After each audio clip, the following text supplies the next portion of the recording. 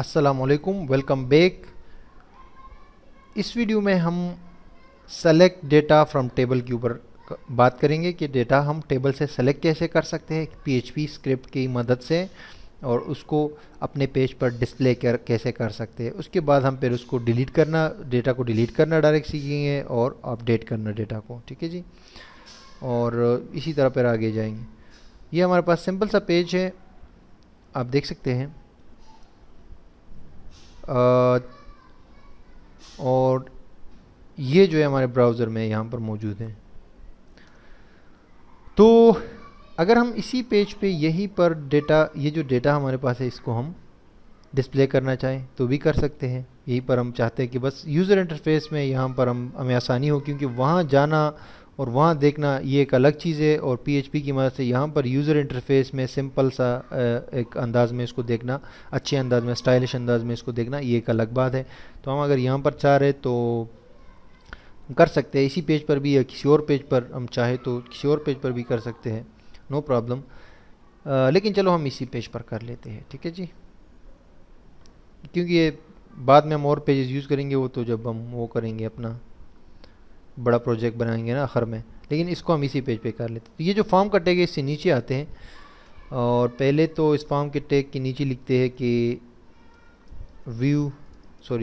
H3 के tag में लिखते हैं एक अहराफ is equal to new underscore users, यही पेज देते हैं .php, और एक वेरिएबल क्रिएट करते हैं व्यू के नाम से, और इधर लिखते हैं व्यू यूज़र्स, लिंक क्लोज, और फिर H3 close, control S to save. अब आके यहाँ पर आप रिफ्रेश करिए इस पेज को, ये लिखा हुआ है व्यू यूज़र्स। तो इस व्यू यूज़र्स का मतलब ये है जनाब आला कि मैं कह रहा हूँ कि मैं व्यू जो यूज़र जो हमारे पास रजिस्टर्ड हुए हैं ना डेटाबेस में, तो उसको कोई अगर चाहे तो देख सके।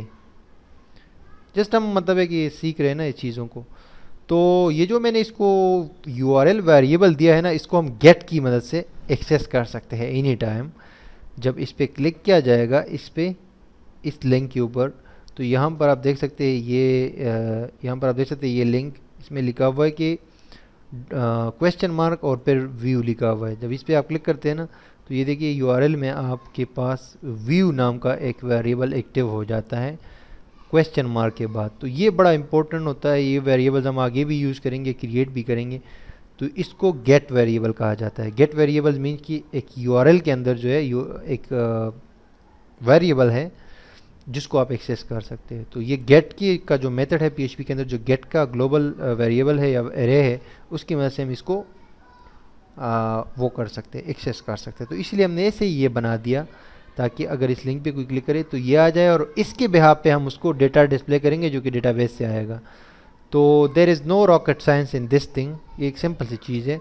न्यू यूज़र्स का हमने पेज दिया, यही पेज के हम चाह रहे हैं कि किसी और पेज पे बंदा ना जाए यूज़र, लेकिन डायनामिकली इसी पेज पर मौजूद रहे। लेकिन अगर कोई इस पर क्लिक करे तो एक URL क्रिएट हो जाए, और इससे इस गेट वेरिएबल के बिहाफ पे जब कोई इस पर क्लिक करेगा तो तब जाके हम इसको डेटा डिस्प्ले करेंगे नीचे एक सिंपल से टेबल में। ठीक है जी, तो सिंपल सा टेबल क्या है, वो सिंपल यही पर हम क्रिएट करते हैं। सबसे पहले तो हम PHP का एक और ब्लॉक स्टार्ट करते हैं, और इसमें सबसे पहले हम यहाँ पर जो है आपका जो वो है, ये जो कनेक्शन है ना, इसको यहाँ से कॉपी करेंगे हम। वजह इसकी ये है कि ये नीचे है ना, वो स्क्रिप्ट ऊपर है और ये नीचे है। अगर वो स्क्रिप्ट नीचे होता तो फिर दोबारा कनेक्शन की बनाने की ज़रूरत नहीं थी, लेकिन ये चूंकि ये हम ऊपर स्क्रिप्ट है तो इसलिए ये कनेक्शन जो है वहाँ से कॉपी किया मैंने, और यहाँ पर मुझे पेस्ट करना पड़ेगा। ये ज़रूरी है। वजह ये है ना कि वो नीचे चला गया। अगर हम उससे नीचे करते तो चलो उससे नीचे कर लेते, नो प्रॉब्लम। लेकिन चलो एक ही बात है, नो प्रॉब्लम। कनेक्शन स्टेब्लिश हो गया। अब इसके बाद हम कह रहे हैं कि एक और मैं आपको यहाँ पर कमेंट लिख के दे रहा हूँ। कमेंट्स मतलब है कि वो नज़र नहीं आते, डिस्प्ले नहीं होते, जस्ट पीछे सोर्स कोड में होते। तो getting users from the table, that's it. अब यहाँ पर जाके मैं सिंपली क्या करता हूँ कि एक क्यूरी लिखता हूँ। वंस अगेन क्यूरी का कोई नाम दूंगा, इसको मैं कोई भी नाम दे सकता हूँ, लेकिन मैं इसको दे देता हूँ कि सेलेक्ट अंडरस्कोर यूज़र्स, ये क्यूरी को नाम दिया मैंने। और इसको यहाँ पर मैं कहता हूँ कि इस बार पहले हमने कहा था ना इंसर्ट करो यूज़र्स को, अब हम लिखेंगे सेलेक्ट और फिर एक स्टेरिक का साइन देंगे। जो स्टेरिक का साइन आता है, शिफ्ट का बटन आप प्रेस करते हैं और 8 नंबर को प्रेस करते हैं ना, शिफ्ट का बटन प्रेस हुआ है फिर 8 नंबर को आप प्रेस करें तो ये साइन आ जाता है, स्टेरिक का साइन इसको कहते हैं, या ज़र्ब का साइन भी आप इसको कह सकते हैं। तो ये बेसिकली इसका मतलब होता है कि सेलेक्ट, और इसका मतलब होता है आल। आल मीन्स कि तमाम जो रिकॉर्ड्स है एक टेबल के अंदर वो सब सेलेक्ट कर लो। कहाँ पर? फ्रॉम लिखेंगे, ये सिंटैक्स है वंस अगेन डेटा को सेलेक्ट करने के हवाले से। न्यू यूज़र से सेलेक्ट कर लो तमाम डेटा, बस नथिंग एल्स, तमाम डेटा, यानी कि कोई स्पेसिफाई तो नहीं कर रहे ना, कोई खास डेटा तो नहीं, सब का डेटा, सब के सब। उसके बाद हम कह रहे हैं कि एक और लोकल वेरिएबल बना रहे हैं रन यूज़र्स के नाम से, यानी कि अब इसको रन करो इस क्यूरी को जो ऊपर सेव है। और फिर वंस अगेन वही चीज़ करेंगे, MySQLi क्यूरी, और उसके बाद जो है कनेक्शन फर्स्ट ऑफ ऑल, और सेकंड फिर जो है वेरिएबल वो कौन सा है, वो है सेलेक्ट अंडरस्कोर यूज़र्स। ये जो ऊपर वाला वेरिएबल है, ये वेरिएबल दिया और हमने कनेक्शन दिया रेफरेंस के तौर पे। हो गया, डेटा यहाँ पर आ गया है जी और क्यूरी रन हो गई है। अब नेक्स्ट क्या करेंगे कि जो वाइल लूप का मैं आपको बता रहा था ना, वाइल लूप के बारे में जो हमने बात की थी, ये वाइल लूप है और इसका ये एक्सप्रेशन है, ये इसका एक्सप्रेशन है और ये वाइल लूप है बेसिकली। तो वाइल लूप में मैं इसको कहता हूँ कि वाइल लूप के अंदर एक और वेरिएबल बनाओ रो के नाम से, ठीक है जी।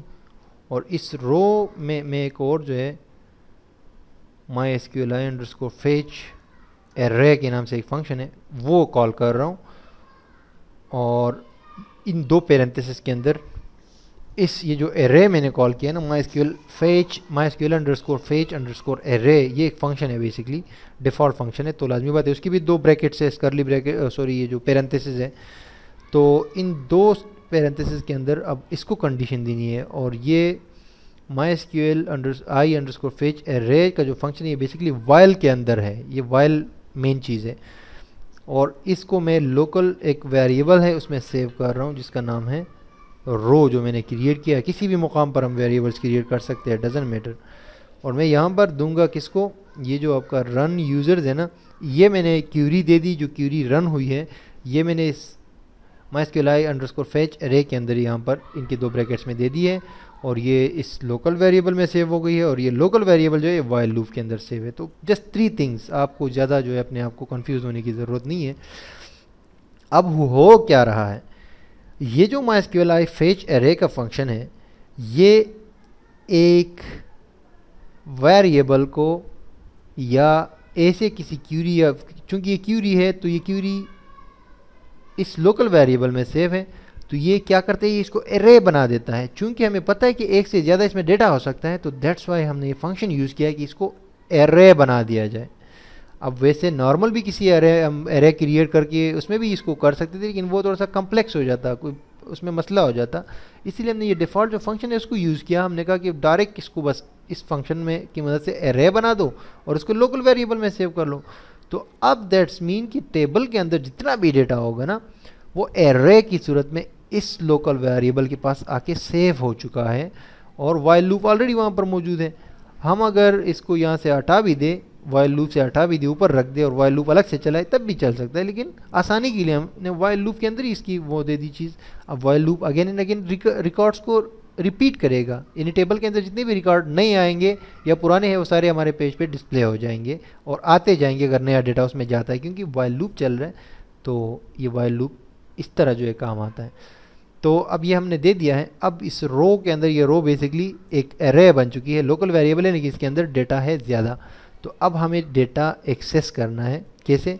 लोकल वेरिएबल्स वंस अगेन बनाते हैं यूज़र अंडरस्कोर ईमेल, वही आपको वही यूज़ आसान तरीका है। यूज़र नेम का एक मैंने बनाया, बल्कि यूज़र नेम नहीं, यू अंडरस्कोर नेम, क्योंकि इस तरह के और भी वेरिएबल्स है तो मैं कह रहा हूँ कि सबके नाम अलग अलग हो। U name is equal to U underscore email is equal to, once again आपको आसानी के लिए मैं ये चीज़ें कर रहा हूँ, पास इज इक्वल टू, किसकी इज इक्वल टू होगा? इज इक्वल टू ये होगा बेसिकली इस रो की, जो रो का वेरिएबल है इसकी इज इक्वल टू होगा, और इससे हम डेटा उठाएंगे क्योंकि ये एक एरे है। एरे का मैंने आपको कहा था कि पोजीशन वाइज जो है उससे डेटा ले सकते हैं या नेम वाइज भी ले सकते हैं। ये रो के होगा और ये भी रो के होगा, ये भी डेटा इसके अंदर सेव है इस रो के वेरिएबल के अंदर। अब अगर हम इससे डेटा लेना चाहें तो हम इसे पोजीशन वाइज, ज़ीरो का मतलब होता है एक, क्योंकि पोजीशन वाइज आप एरे से डेटा लेते हैं तो दैट्स मीन कि ज़ीरो एक जो है आप नहीं दे सकते, एक का मतलब होता है दो, क्योंकि वहाँ पर जो है पोजीशन वाइज जो डेटा होता है डेटाबेस के अंदर वो ज़ीरो से पोजीशन स्टार्ट होती है, तो ज़ीरो का मतलब है एक। तो ज़ीरो का मतलब क्या है, फिर वो होगा यूज़र आईडी, वन का मतलब होगा यूज़र नेम, और सॉरी यहाँ पर मैं एक चीज़ भूल गया हूँ, यू अंडरस्कोर आईडी, ताकि आईडी भी आपके पास आ जाए, इक्वल टू रो, और यहाँ पर जो है मैं ज़ीरो दे दूँगा, यहाँ एक, यहाँ दो, और यहाँ पर तीन। तो ये डेटा हमारे पास आ जाएगा, क्योंकि एरे है ना, अगर और भी डेटा होता तो वो भी आता। अब इसको एको हम कर सकते हैं, एको कैसे कर, मिसाल तो मैंने एको कर दिया इसको, यहाँ पर एक हमने एको कर दिया, मिसाल के तौर पे एक टेबल में बनाता हूँ सिंपल सा, इसकी विड्थ में रख देता हूँ 500, और इसकी विड्थ मैंने ये रख दी, और बॉर्डर में इसको दे देता हूँ border is equal to 2 pixel. अच्छा, यहाँ पर आप सिंगल कोट्स देंगे, डबल कोट्स नहीं देंगे, क्योंकि डबल कोट्स ऑलरेडी वो इसके अंदर मौजूद है ना। तो ये मैंने टेबल बनाया, इसको मैंने ये दिया, बॉर्डर मैंने दिया बीजी कलर में दे देता हूँ, बीजी कलर में इसको दे देता हूँ अपना ऑरेंज, दैट्स इट, और इसको यहाँ पर क्लोज कर देता हूँ, इसको क्लोज किया। अब इसकी बीच में मैं यहाँ पर जो है टी आर्स बनाता हूँ, टी आर, पहले वाली टी आर में मैं ऐड कर देता हूँ कुछ टी एच, यानी table headings. T H use होता है, थोड़ा सा टेक्स्ट बोल्ड हो जाता है। पहले वाले में मैं कहता हूँ यूज़र नंबर टी एच, और दूसरे वाले में मैं कहता हूँ कि user name T H close, third वाले में मैं कहता हूँ कि T H user email T H, और लास्ट वाले में यूज़र पास। तो ये सिंपल सी चीज़ें मैंने कर दी है। और नेक्स्ट जो टी आर होगा, टी आर का मतलब होता है कि एक टेबल का जो कतार होता है ना, एक रो, उसके अंदर मैं टी डीज़ यूज़ करूँगा, यानी कि मुझे उसकी यूज़ करने की ज़रूरत नहीं है ये जो टी एच है, क्योंकि वो तो जस्ट हेडिंग के लिए स्टैटिक चीज़ है ना। अब यहाँ पर जो है मैंने वो पीएचपी के वेरिएबल्स डिस्प्ले करने जो डेटा लेकर आ रहे हैं। मैं जल्दी जल्दी कर रहा हूँ ताकि टाइम बच जाए। अब यहाँ पर जो ये डेटा हमारे पास ये इन वेरिएबल्स में से है ना, लोकल वेरिएबल में you ID, you name, you email, you password, जो कि रो से डेटा लेकर आ रहा है, रो नाम के वेरिएबल जिसके अंदर इनफैक्ट एक एरे सेव है। तो मैं simply you ID, you name, और इस टीडी में यू ईमेल, और लास्ट वाले में U password, that's it. Control S to save,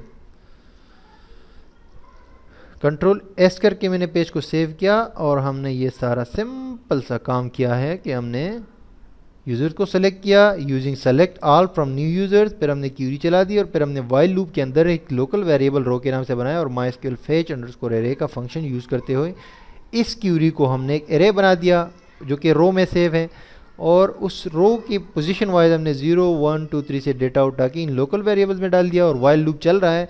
तो फिर हमने डेटा को यहाँ पर इको कर दिया एक टेबल में, चूँकि हम इको की कमांड के अंदर ही टेबल्स को डिस्प्ले कर सकते हैं, HTML के टेक्स्ट को डिस्प्ले कर सकते हैं, there is no problem for it.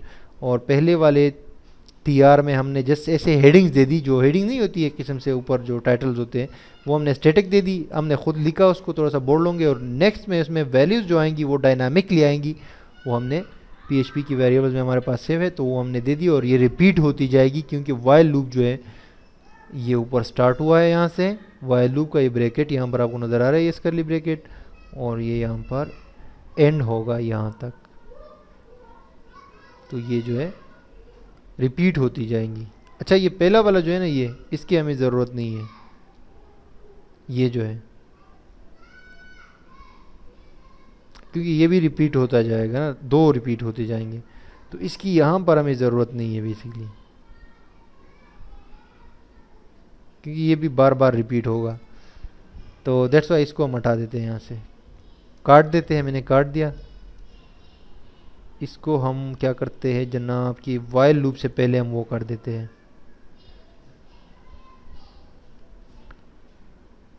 While loop से पहले हम इसको यहाँ पर सबसे पहले तो हमें एफ एस सेट करना है ना।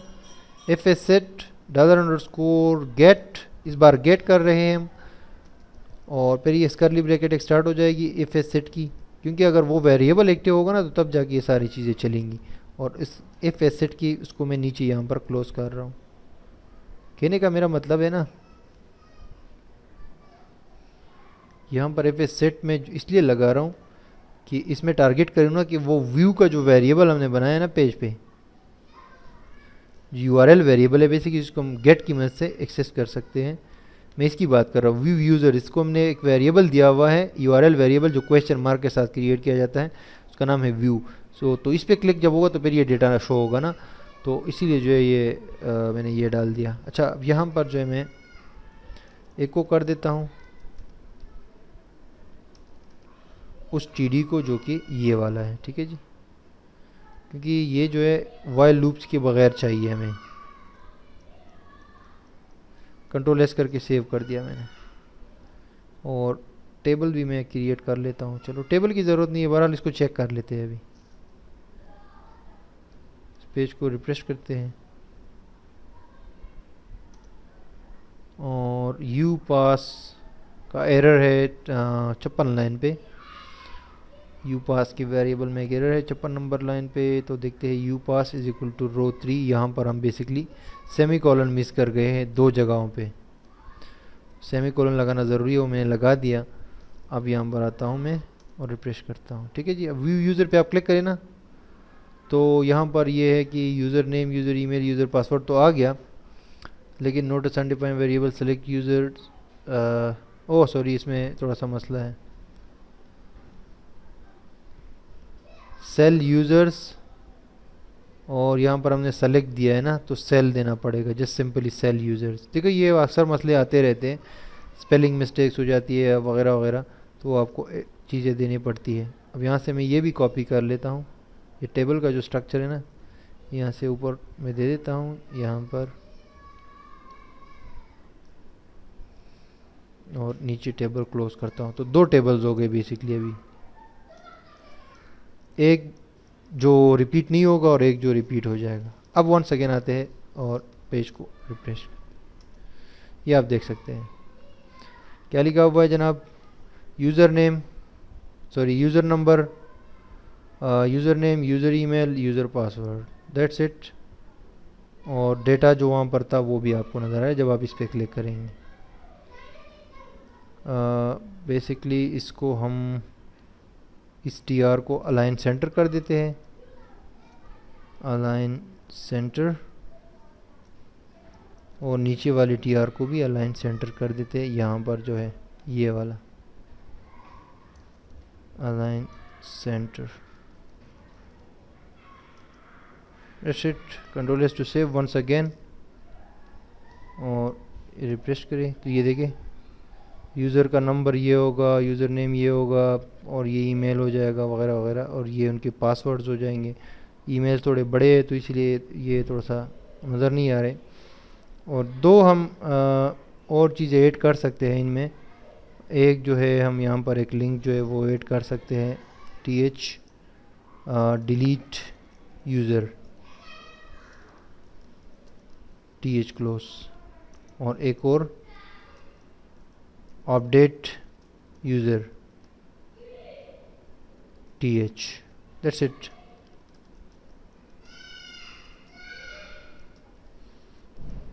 और यही हम नीचे भी दो दे देते हैं ना TDs। एक को लिख देते हैं डिलीट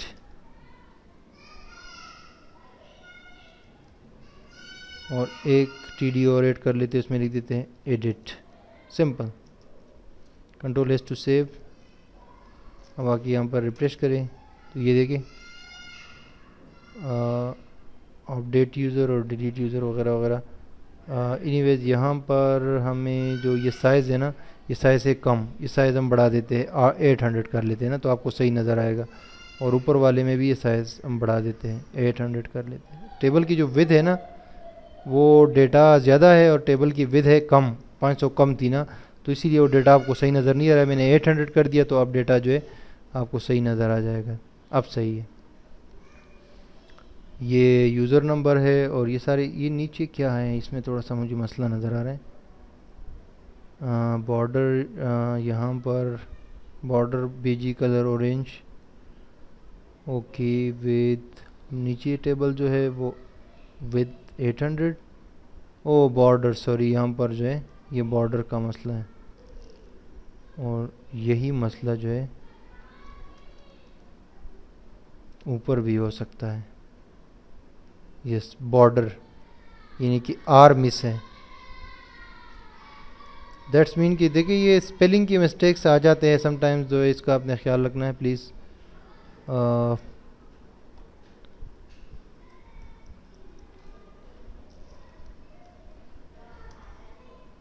तो ये जनाब इसमें ये भी आ गए, ठीक है जी, ये जो है ना बॉर्डर्स भी आ गए, लेकिन बॉर्डर इसमें 1% कर लेते हैं। और UID, you name, you password वगैरह ठीक है, ये तो ओके है।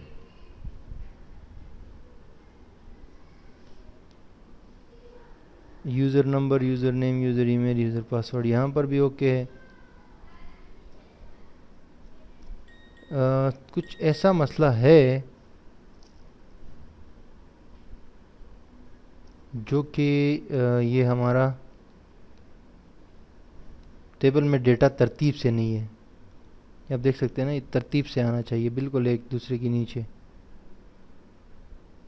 एनीवेज, इसको हम ठीक कर लेंगे, कोई मसला नहीं है, नो प्रॉब्लम, ये कोई बड़ा मसला नहीं है, इसको हम ठीक कर लेंगे। लेकिन जस्ट आपको बताने का मकसद अब ये है कि डेटा को हम व्यू करना चाह रहे थे या देखना चाहते थे या सेलेक्ट करना चाहते थे डेटाबेस से, तो उसके लिए हमने सिंपली क्या किया कि हमने FS सेट लगाया। पहले हमने ये कनेक्शन बनाया है, ऊपर आप देख सकते हैं। उसके बाद हमने ये व्यू का एक लोकल वेरिएबल जो कि गेट का ऑलरेडी हमारे पास यहाँ पर ये मौजूद है, जब इस पर क्लिक हुआ हो तो फिर ये टेबल सामने आ जाए और इसमें डेटा मौजूद हो जो कि वहाँ से आ रहा है। और फिर जो हमने ये क्यूरी चलाई सेलेक्ट यूज़र्स, उसके लिए ये क्यूरी है, फिर हमने रन की, फिर उसको हमने वाइल लूप की मदद से वाइल लूप हमने लगाया और यहाँ पर हमने रो के नाम के वेरिएबल में फैच कर दिया इसको डेटाबेस से और एरे बना दिया इस जो रन हुई क्यूरी है उसकी। और फिर हमने UID, यू नेम के लोकल वेरिएबल्स बनाए और उससे हमने पोजीशन वाइज डेटा ले लिया और एक को कर दिया हमने टेबल के अंदर। और ये तब एक्शन कॉल करेगा जब कोई क्लिक करेगा उस लिंक के ऊपर, व्यू यूज़र के ऊपर, जो कि गेट की मदद से हम उसको ले रहे हैं और उसी के बेस पे ये डेटा शो कर रहे हैं। तो ये तो सिंपल सा था उस हवाले से, अपना डेटा को सेलेक्ट करने के हवाले से डेटाबेस से। अब इसको डिलीट भी करना है, अपडेट भी करना है, ये सारी चीज़ें नेक्स्ट वीडियोज़ में आएंगे और सीखेंगे। Stay tuned.